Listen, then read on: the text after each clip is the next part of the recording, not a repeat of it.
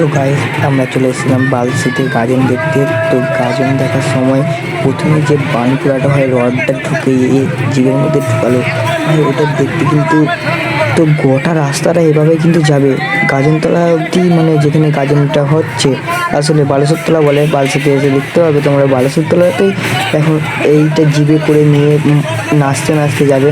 তো এখন ওই জিভে বানপুরাটা হয়ে গেল।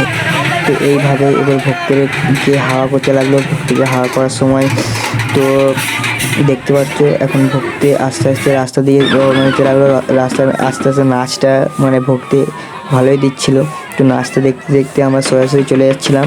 তো যাওয়ার সময় হঠাৎ আবার কী হয়েছে, হাওয়া পাখার না জল দিতে বারণ করলো। তো হঠাৎ দেখছি আর একটা ভক্তি সোজা ফল মারছে। সোজা ফলটা মারার দেখো রবটটা হেভি ভাই এটা।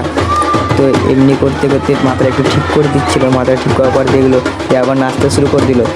তো নাচতে শুরু করার সময় আবার একটা সোজা ফল মারবে। তো সোজা ফলটা দেখো কি সুন্দর ভাই জীবের মধ্যে রডটা ঢুকিয়ে করলো।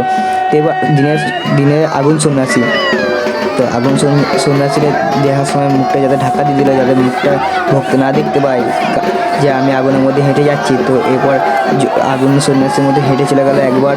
তো একবার হওয়ার পর আবার ওই দিকে রিটার্ন এলো।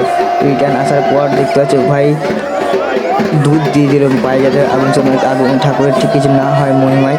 তো ভক্ত এইভাবেই কিন্তু বেরিয়ে চলে গেল। এখানে আমাদের ভিডিও শেষ হয়।